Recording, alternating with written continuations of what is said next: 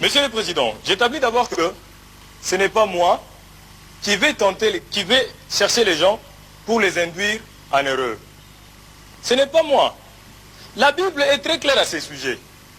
Et je vous prie, pour ce faire, de consulter Jacques, chapitre 1, verset 1 à 12. Vous constaterez que ce que j'ai dit est vraiment vérifié. Si votre délicatesse peut permettre que je prenne la Bible pour que je vous en fasse lecture. Prévenir Satan le diable. Monsieur le Président.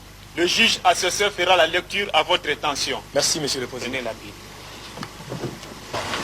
Épître de Jacques, chapitre 1, versets 14 à 15. Je cite.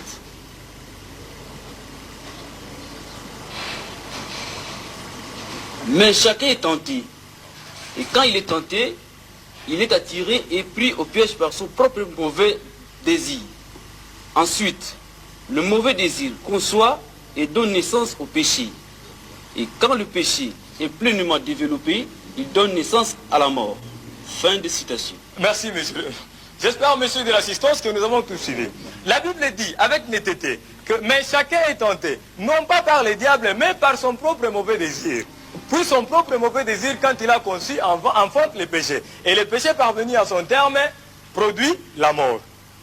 Voyez-vous que jusque-là, je ne suis pas engagé. Dieu dit, voici, je mets devant toi les biens et les mal. Mais toi, choisis les biens afin que tu vives. C'est dans Ésaïe, Dieu dit ça. Voici, je mets devant toi les biens et les mal. Dieu dit, je mets, c'est Dieu lui-même qui met les biens et les mal devant l'homme. Il dit, mais toi, choisis les biens afin que tu vives. Mais Dieu met les mal. Les mal, c'est quoi? Les mal, c'est qui?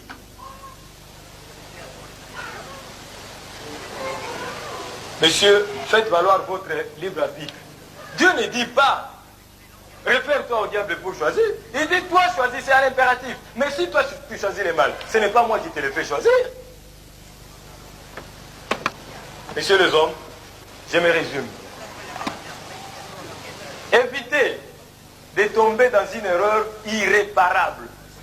Vous rendrez compte à Dieu de ce que vous aurez fait de la vie qu'il vous a confiée. Et moi, je rendrai compte à Dieu de ce que je sais. Non, messieurs les hommes, vous êtes tout simplement victimes de votre mauvaise foi. Les hommes de l'époque du Christ voulaient la puissance. Les hommes de l'époque du Christ voulaient la domination. Les hommes de l'époque du Christ voulaient régner. Ils ont refusé Dieu. Ils l'ont crucifié. Vous n'êtes pas mieux, vous. Les hommes de l'époque actuelle.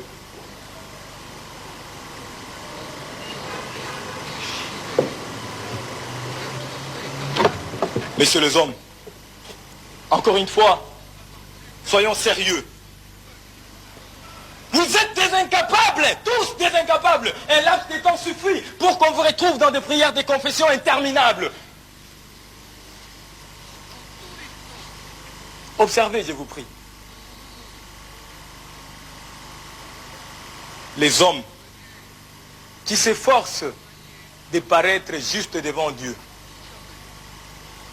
Eh bien, vous constaterez que je ne compose jamais avec ces personnes-là, bien que par moments, il m'arrive de perturber leur vie. Mais pourquoi pensez-vous que je ne compose jamais avec ces gens-là? Pourquoi? Eh bien, parce que je n'ai pas qualité. Mais pourquoi croyez-vous que je ne compose jamais avec ces gens-là?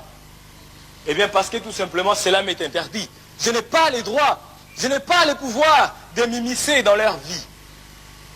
Par contre, allez chez des personnes perverses, celles qui pratiquent la magie et des choses similaires. Vous constaterez que ces gens-là ont déjà eu à voir les diables et plusieurs de ces manifestations dans leur vie immédiate. Malheureusement, c'est celles de personnes perverses comme celles-là qui sont majoritaires. Vous fréquentez les cimetières en quête de puissance dominatrice que les esprits malins procurent aux mauvaises gens. Vous aimez l'argent par-dessus tout. Vous enviez la femme du prochain. Tout cela est réprimé par la Bible, mais vous les faites. Vous avez votre conscience pour vous arrêter, mais vous refusez. Vous commettez des actes, mais vous ne voulez jamais en supporter les conséquences. Puis soudain, quand cela se retourne contre vous, vous accusez les diables. Ce n'est pas juste. Non, messieurs, vous n'avez pas raison de m'accuser, messieurs les hommes. Je plaide non coupable.